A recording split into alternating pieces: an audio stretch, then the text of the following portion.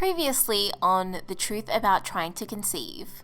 Dean and I have been trying to have a baby. We're going to try the letrozole first and see if that works. I did not ovulate this month. This is my take on letrozole round 2. Can't believe I'm ovulating. I've not seen one like that before. I'm pretty sure that is a big fat negative. Yeah, that looks like a big fat negative. It also has been a year of us trying to conceive.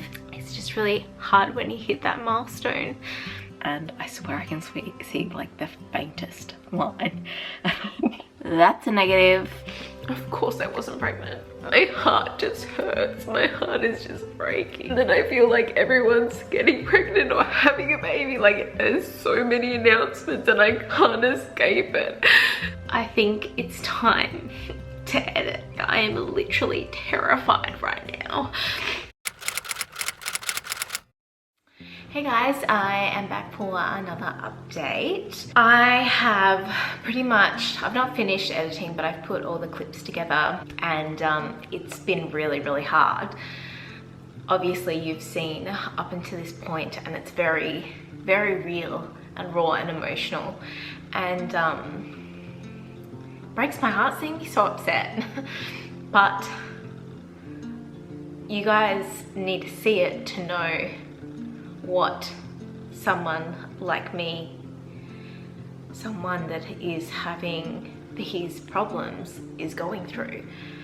If I didn't show that, then this wouldn't be what it is. It's so important to me to make sure that people understand what people go through. And I know that there's going to be people that can relate to this, and I know for so long I have felt alone, and oh my gosh, and just having like anything that I can just like watch and relate to is just like, it makes your day like just that little bit better. Little update, I'm on day 5 or 6 of my period, so I'm taking the letrozole, and usually, I think it's usually today that the cracks start to show. I also want to mention about my PMDD, or well, it might not be my PMDD, but I did discuss that at various points along this journey. For a while there, it seemed like it went away, but then I look back on the past month when I wasn't taking the letrozole, I was in a really bad place. It just makes me wonder, like, and I know you can't just like have it some months and then other months. I know PMDD is something that comes around every month, and every month you literally want to not be here. Like I get that, but I feel like, and I'm not trying to like self-diagnose or anything like that, I'm just trying to figure out what is wrong with me, because honestly it's just a vicious cycle. I don't want to cry anymore in this video, but it's just like every time I talk about this, I just want to bawl my eyes out. And I have to remember, like, I'm taking the letrozole right now, so it's probably not a very good idea to do this update right now. I do wonder if, you know, it is something that I may have, or is it just my hormones that are making me feel like this? It's just annoying not having an answer. But I feel like PMDD is something that needs to be talked about, because even if I don't have it, it could be something that someone watching this video might have, and it might be an explanation of why they feel a certain way, why they do things, why they act out, why they withdraw from everyone, and it may be an answer for you that you've been looking for. There are things that you can do to help your symptoms and make your life a little bit easier. I did listen to a podcast that someone did share with me, and I'll have that link down below. And it basically talks about your cycle and the hormones and everything relating to that. It does also cover PMDD, and they do interview someone who did have PMDD, and she went as far to not have it, to have a hysterectomy. And since then her symptoms have gone away. So I do want that to be a topic of conversation, and whether or not it just makes you aware of the disease, it makes you aware of the illness, or you know someone, it just brings awareness to it. For so long, I guess, you know, my hormones would go up and down, but I was on the pill, so they were pretty regulated. And now that I'm not on it, like, I just feel like I can't catch a break. Before I got my period last week, I couldn't go on social media, and I still haven't been on Facebook. I can't deal with it. I cannot deal with seeing another pregnancy announcement, another baby photo, another birth. I can't deal with it right now, and I know that it's going to be there and I can't avoid it. So I've decided to take the reins and just not go on it for now. I just need some space. It was just really overwhelming, and I would just sit there and cry all day. And then I got my period, and like, I feel like that your hormones just bottom out before you get your period. And that's what was happening to me. Like, this is what I mean. Like, I'm just trying to figure out what is wrong with me, because I feel like my emotions go down before I get my period, whether they be PMDD symptoms or not. But I have a really rough time in that luteal phase. Then I get my period and I feel good for a few days, but then I have to take the letrozole, which makes me feel like shit. Then I have to wait until I ovulate, so I'm really anxious. And then I ovulate, and then I'm in the 2-week wait, which is just a whole big ball of anxiety. Then I'm back into the luteal phase, which I'm so depressed. Like, I feel like I just can't catch a break. It's just month after month of that. And you just can't help but think, I just want it to end. I just want to be pregnant. I just want to feel like I just can't deal with these roller coaster of emotions and hormones. Like, I can't deal with them anymore. And I know I've said in the past, like a couple of months, like I need a tissue, sorry. I know I've said in the last couple of months, like, I don't think I'll ever go back on the pill again. But it's just like, I know I won't be trying to get pregnant every month, but am I going to deal with this every month? Am I going to have to deal with these emotions, these hormones every month if I'm not trying to get pregnant? Like, I know obviously I'm so much more emotional because I am trying to conceive. However, what does it feel like normally when I'm not on the pill? I don't know. I've never experienced that. And I'm scared. I'm so scared.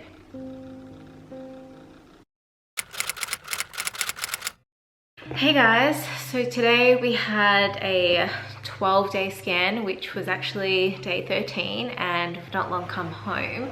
We went in and he said, you know, like, got in my notes that if this isn't the cycle, then we move on to a laparoscopy. He just went to explaining it all over again, and I'm just like, oh, whatever. Went in and did the scan, and so last month I ovulated on my right side, and this month my dominant follicle was on my left side.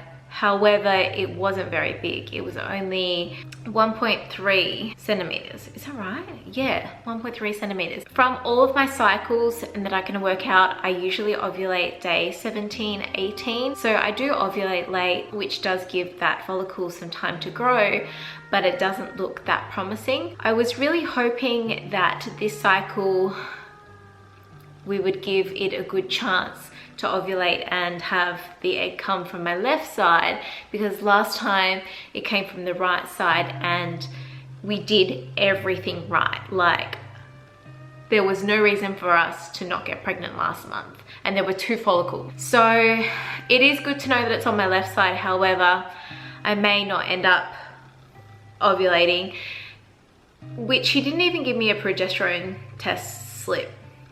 He did say that my progesterone levels last time were 18, meaning that I've ovulated. I know the other time that I did have them tested and I did ovulate, the levels are like 51 or something like that. Then we come back into the room and he's looking at his surgery schedule, and my heart just sinks because I know that I'm gonna have to have the laparoscopy. I was totally fine. I was cool, calm, collected in there. I didn't cry, I didn't get upset. I just was like, okay, yep, this is happening.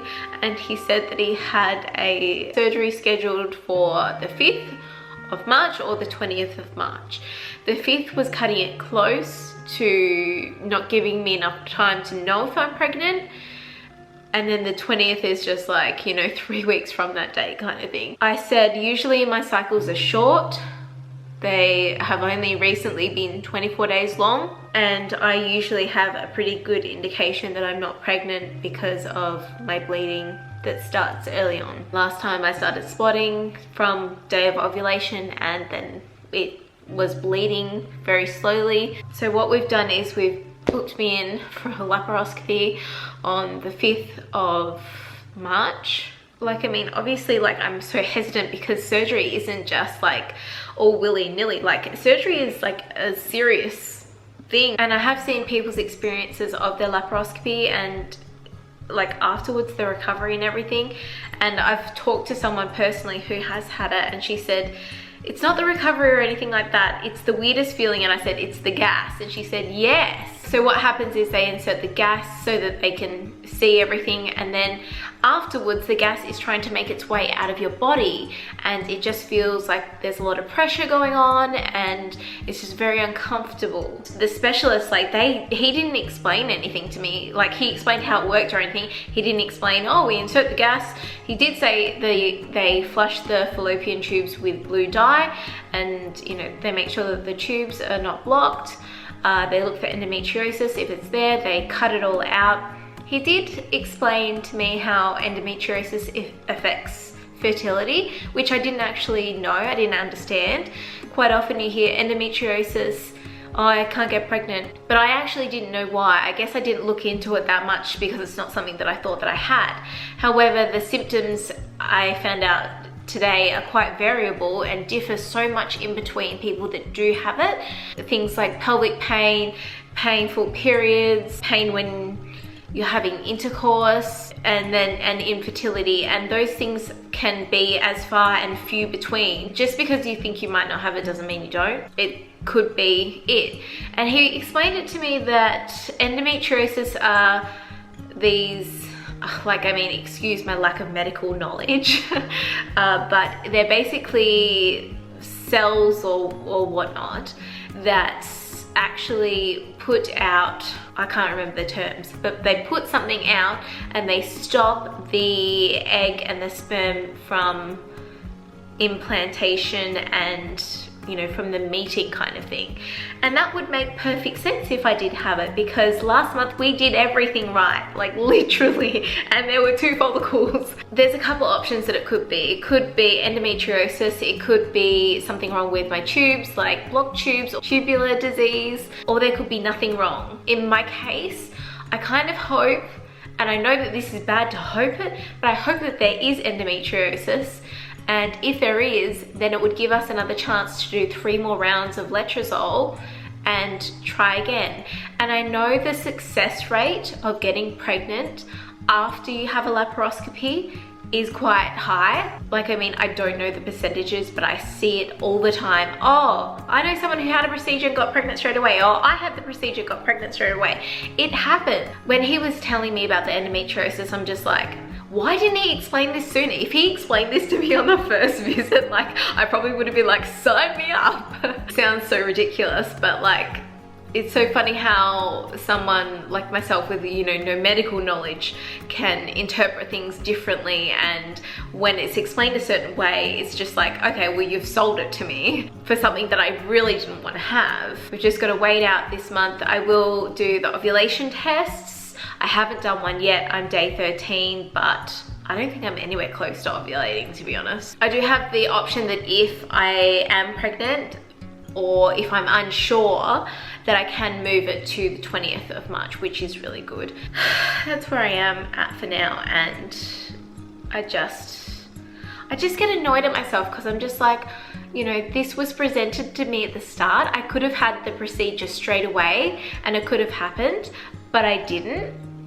But it's just like, that's just the chance that you take with this.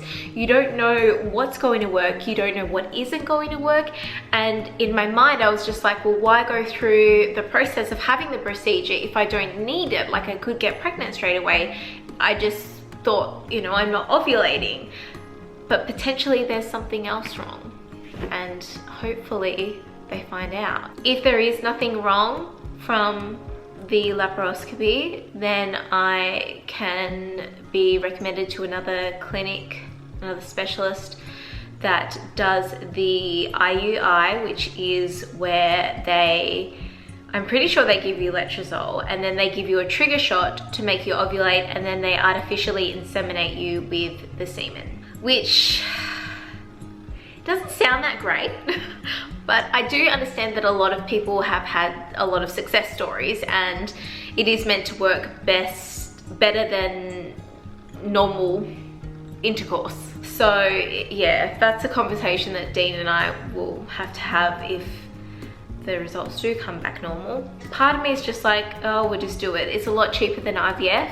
However, he did explain that if we did IVF, it's so hard because he said, like, you know, you could get 13 amazing follicles and that could be the rest of your family. And to me, that was just like, holy shit. However, I've known some people that have done the follicle harvesting and they haven't been very successful in it. I didn't want to go down this path. Like, I just didn't think that it would happen. I thought, and I think everyone is quite naive at the start. Part of me is just like, well, Crystal, you still really are naive. Like, look what happened just last month. Like, you thought you were pregnant and you weren't at all. Like, who would see themselves down this path? Who would see themselves thinking, oh, I need a laparoscopy, so I'm just gonna go have one. Like, it's not a choice that someone's just like, okay, I'm gonna put my hand up for it. It just happens that way. I am putting out my first episode tomorrow and I need to go finish editing it. I filmed like a little intro this morning, and yesterday I put out the trailer, and it was a very overwhelming day for me, just seeing all the support, but more so seeing how many people actually suffer from infertility, yet it doesn't get talked about. All you hear are the good stories, like people getting pregnant straight away. There was someone that announced last week that they were pregnant on YouTube, and she said that they had to wait 5 months. She was just about to make a doctor's appointment to see if anything was wrong, and you know, like she did express that it was quite hard in that time, but why can't we talk about it? Why does it have to be this secret until 12 weeks? Like, my mindset has completely changed from when I didn't know anything about it to what I know now and what I've been through now, because suffering alone is so lonely. It's so awful, and I don't want anyone to go through that. It is really hard because, like, I've had a few people reach out to me that I know, and they've been so sweet, so beautiful, but I know that a lot of people won't know what to say. I can imagine if I had someone in that position that I knew and I had kids, I would feel guilty. And I don't want to make anyone feel guilty. I just want to make them understand. I just want to make them see this point of view that it's not easy for everyone to get pregnant, and it plays such a huge role in most women's lives, I would imagine, because it's, and I know not everyone is going to agree with this. Some people don't want kids, but it feels like we're put on this earth to carry children, to carry the next generation, and when it doesn't happen, like, it just is heartbreaking. Like, you just want to see that piece of you and your partner mushed together in one face. Like, you just want to see that. You just want to see what you can create, and the person that they grow up to be, the little human. You just want to see that more than anything. One of the comments yesterday was so beautiful, And it's so funny because it made me like cry so much because that's what I had been feeling as well. Oh my God, I can't even say it without crying. But she said something like she could feel the soul flying around and it's just circling around me until it's time. And that's what I feel too. I really do. It's so crazy. Like, I feel that child's soul. And I know that sounds so silly. And maybe some of you have felt it too, but I feel like it's so close. And it's just like something, it's just not happening yet. Like, why? Like, I just don't know why. But I just feel like it's just there. And then I see those of you who say that don't give up, and that it's taken them 6 years to get pregnant. Like, I cannot imagine going through that timeline of being 6 years older, or 5 years older than I am, and still trying. And I'm not gonna give up. Like, I mean, I know I'm gonna sound naive saying this, but I feel like my journey, I feel like it's getting closer to becoming, who knows? I felt that way last year. I felt that way. I felt this way before. I have. It would be just so like and I know, like, I wanted it last year. I wanted the baby to be born last year, and now it's just like, well, it's already halfway through Feb, and it's just like I'm losing time. Like, it might not even be born this year. And it's just like, this is what anxiety does, by the way, if you didn't know. You think ahead so much that you literally go crazy. You just think of all these things. Like, I'm thinking, oh my God, the baby will be born at Christmas time, or, you know, it will be born in November. Like, you think these things and you're like, that what is the point in thinking them? I don't know, but that's what it does to you. And you worry about these useless things that don't even matter. Like, like, why would it matter if my baby is born this year or next year? Like, and then you just think at the end of the day, you just want a baby.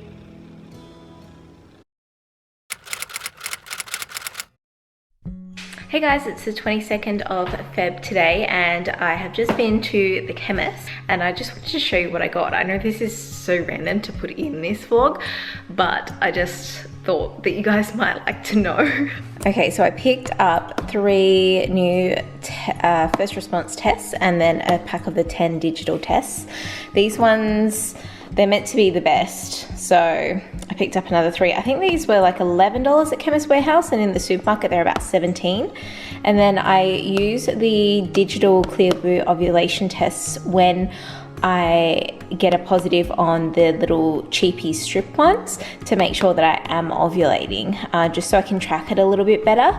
So I picked up those ones. Now these ones are pretty expensive. They're about $38, but using the cheapy tests from like eBay or whatever, I can narrow it down so I don't have to use as many. So this can last from like 3 to 4 cycles. I can make it last. And then one of you guys actually suggested this. This is a conception-friendly lubricant. So I thought we would try it because we've got nothing else to lose. And then I picked up a few more little vitamins. So I got this Natural E 1000 IU. Someone recommended this somewhere. I think it was on, I'm pretty sure it was on Tim and Celeste. Someone recommended to go watch her, and one of her latest videos was recommending all vitamins for egg health. So I got that one, and then there was also the fish oil caps that she recommended, but I saw this evening primrose one, and that is meant to be good for hormonal problems, I think. I remember watching a video ages ago and it recommended it, so I thought I'd just try those 2. These are the usual ones that I take. So I have a magnesium, folic acid, ultra CoQ10, and zinc as well. So I usually take these ones every day, and then the letrozole obviously days 3 to 7 of my period. I guess the thing about vitamins is they do take quite a while to get into your system and for you to reap the benefits from them, because they don't just wake up tomorrow and they work. So I do want to also say today is cycle day 17 and I should be ovulating. I should get a positive test tonight. So let's see what it looks like. Oh, what the hell? Okay, so you literally pop one of these in. Okay. Conception friendly lubricant for use when trying to conceive. I'm gonna read this product information because I just think it's just very interesting. Okay, so you take one of these and you get the product from the tube. Gently squeeze the tube into the applicator and continue squeezing until the applicator is full or the desired amount is present in the applicator. Most women will choose the 2 to 3 gram fill line to meet their needs. To apply the lubricant, gently insert the applicator deep into the vagina. This can be done while standing, laying down, or sitting, such as the toilet. Do not reuse applicators, just an FYI. Okay, so something else that, I know I look like a mess. Something else that I wanted to share with you is the other day I went and had my first acupuncture appointment. It was a 90-minute session, first time round, and she asked me all types of questions about my period, about like what the blood looks like, about how often I go to the toilet, what I'm eating, how I'm feeling, and I'm actually really proud of myself because I did really, really well. And I didn't cry until she basically asked me how I was feeling. And I did really, really well. And then she just put in, I got on the table after probably talking for like, I don't know, maybe 45 minutes or an hour. Like I felt like it was quite a long time. And then I think she put 2 in my legs, 1 in my, so 2 in each leg, 1 in each foot, 1 in each hand or wrist, and 1 in my head, and I'm pretty sure that's all she did. And I was laying there for probably around like 20-25 minutes or so. The only one that was bothering me was the one in my head. Like I could feel that and I didn't like that.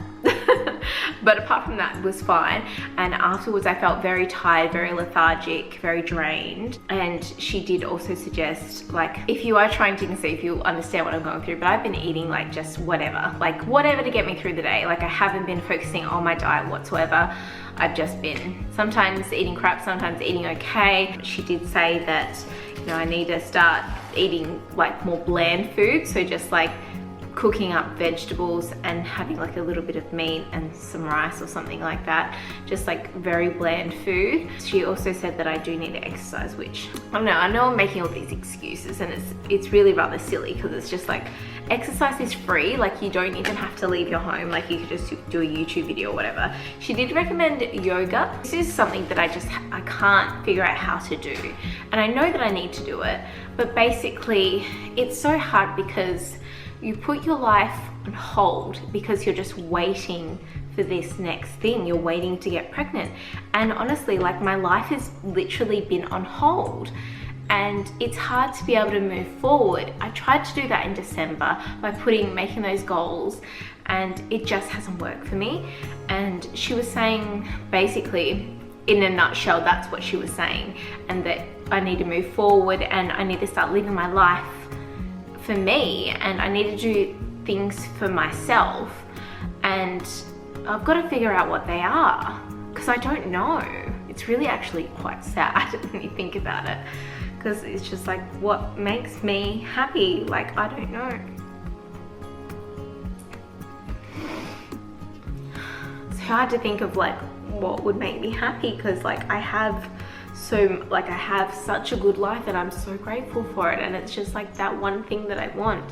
And I think as a society, as a generation, we're used to getting what we want fairly quickly, and then when it doesn't happen, like, I mean, obviously this is so different to like anything, like a physical thing, like a you know, like this isn't just something that I can go pick up from the store or save to buy a house. Like this is an actual baby. I can't make that happen. Like there's not enough money in the world that can make that happen. Like, I mean, there probably is, but it's just like there's a process that you need to follow. You can't make it happen. You can't save up for it. And I need to do a lot of soul searching actually, and start doing things for myself. It is hard this time of month because I find around ovulation I get very, very tired. Like today, I was just so tired and I had a big nap during the day. Like I just couldn't keep my eyes open. It's hard to move on with, you know, these symptoms that you get in your hormones. Although I have to say, I was trying to say to Dean the other day, I'm like, I feel like I've been a bit better. And he's like, well, you're still up and down, Crystal. And I'm like, I know, but like I don't feel like so like crazy up and down. Like I know I just had a cry just then, but it's like I'm not crying as much. But you know, that could all change in 2 weeks when I get another negative test. Anyway, hopefully I get my positive ovulation test and then it's on to the 2-week wait. I dread the 2-week wait. I'm just like an anxious ball of anxiety. An anxious ball of anxiety. That describes it really well. You don't know how much when people say, oh, you need to stop thinking about it, you need to forget about it, you need to not stress about it. It's just like, do you not think that I wish that I could do that? Because I wish I could forget about it. I wish I could just put it to the back of my mind and do something else. But I can't. But my skin is still looking like so good. Actually, that was on a vlog the other day. My skin is, I was saying on a vlog that I'm like in the middle of filming, that my skin is looking so damn good, like it's clearing up. And I don't know whether it is for the fact that now I've been off the pill for like 14 months, or if it's the zinc that I'm taking, or like, am I, like, I don't know, like, are my hormones leveling out? Am I getting closer to being regular? I don't know. That is something that the acupuncturist said the other day. She said the specialist that I'm seeing now, he's just giving me drugs which are going to make me grow a follicle, to make me ovulate. However, with my spotting and my bleeding and everything, there's something wrong and my body's trying to tell me something. And obviously, like, I know that I was put on the pill very early and my symptoms have been masked this whole time and those problems haven't gone away, but now my body's just trying to figure shit out basically, and whatever I can try and do to help that. I don't know, I just, you know, the other night I was just feeling, or yesterday I was feeling like I really don't want this procedure. I really don't want the laparoscopy because I feel like that there's something else going on with me. And another thing that I wanted to mention is, I know someone mentioned about the keto diet is bad for fertility. However, like, I mean, I'm just gonna say each to their own because I've seen good and bad results. I know someone through someone else who was told that they would never be able to get pregnant. She did keto, she's been on keto for a while, and surprise, she got pregnant. She was told she would never, ever be able to have a kid. Like, never. And it happened. And I've heard so many good things, especially people with hormone problems and like PCOS. Keto is great for that. It levels out your hormones. It's fantastic for it. I don't know if I have, like, I mean, all my tests have come back normal, but it's just like, you know, if keto can help it, then whatever. But it's so funny that people are straight away to jump on a certain lifestyle or diet you're eating, and it's just like, well, you were fine with me eating takeout and a block of chocolate a night, like, you were fine with that before. Like, it's just once you voice what you're eating and everything, people pick it apart, and it's just like, well, you were fine with me eating shit, but now that I'm eating good and feeling better, like, you have a problem with that just because I'm not eating potatoes. Like, it's so funny. I do want to mention that I have, while trying to conceive, I have been keto, I have not been keto, and for both a good amount of time, to see that none of them are affecting me. Like, I can say that none of them have either helped me regulate my period or made it worse. Like, it is what it is. Actually, I met someone at an influencer like party thing, like the top influencers. I think her name was Sabrina, and she started a blog because she was told she wouldn't be able to conceive, and she just changed up her whole diet, went to raw natural food, and then she was able to conceive and have a baby. And that's what her whole blog and Instagram and everything was about. And she was so lovely, and it just makes you think, it's just like, well, could it have been that, or could it have I don't know, it's hard to say, like, could it, not in relation specifically to her, but it's just like, could it be the diet? Could it be the lifestyle? Could it be the vitamins? Or could it just be timing? Could it have just been that one miracle month that worked? Or did you heal yourself? It's kind of a touchy subject, and like, this is why I know I said at the start, like, while I appreciate your advice, I am seeking my own medical advice, because there are so many different roads to take during this process, during this journey. Who knows what the right one is? Who knows what the right thing is to do? And you've just got to do what your gut is telling you and where you are led. Like, you can't know what the right thing is to do, because one thing will work for someone else and then it won't work for you. Everyone's body is so different and it responds very differently as well. I'm just taking you on my journey and sharing with you what I'm doing, like using conception-friendly lubricant. This is what it's come to. Should be easy, but it's not. 'Cause the problem is I love you. What to do? I count to 3 when you're next to me.